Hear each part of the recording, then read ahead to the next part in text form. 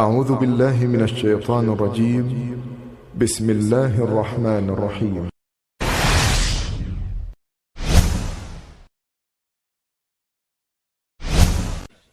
اللہ تعالیٰ فرماتے ہیں کہ جب نوح علیہ السلام نے ہمیں مدد کے لیے پکارا تو پھر ہم نے اس کی مدد کی اور اسے ایک بڑی کشتی بنانے کی وحی کی، لیکن نوح علیہ السلام نہیں جانتے تھے کہ وہ اتنی بڑی کشتی کیسے بنائے، اور نہ ہی وہ بڑھئی تھے کہ اس کام سے واقف ہوتے۔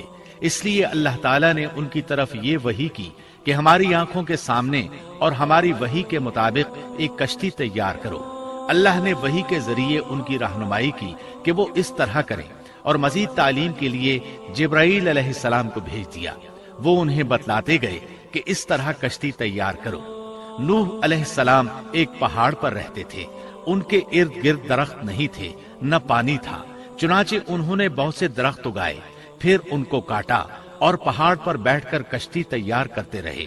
آپ بڑے بڑے تختے بناتے اور لوہا لاتے اور ان سے کیل تیار کرتے، پھر ان کیلوں کو تختوں میں ٹھوکتے، آپس میں ان تختوں کو ملاتے، یہاں تک کہ ایک بہت بڑی مضبوط اور دیو ہیکل کشتی تیار ہو گئی۔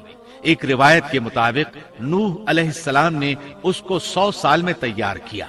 یہ تھی وہ کشتی جسے نوح علیہ السلام نے اللہ کی ہدایت کے مطابق تیار کیا تھا۔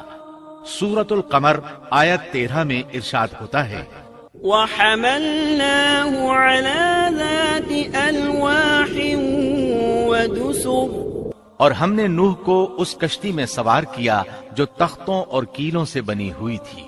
نوح علیہ السلام نے دعوت کا کام چھوڑ دیا اور کشتی بنانے لگے۔ وہ لوگ جب انہیں کشتی بناتے دیکھتے تو ان کا مذاق اڑاتے، کہتے، نوح پہلے تو نبی تھا، اب بڑھئی بن گیا۔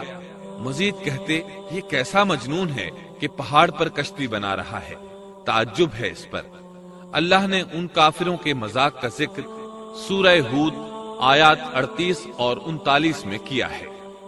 وَيَصْنَعُ الْفُلْكَ وَكُلَّمَا مَرَّ عَلَيْهِ مَلَأٌ مِّن قَوْمِهِ سَخِرُوا مِنْهُ قَالَ إِن تَسْخَرُوا مِنَّا فَإِنَّا نَسْخَرُ مِنكُمْ كَمَا تَسْخَرُونَ فسوف تعلمون من يأتيه عذاب يخزيه ويحل عليه عذاب مقيم۔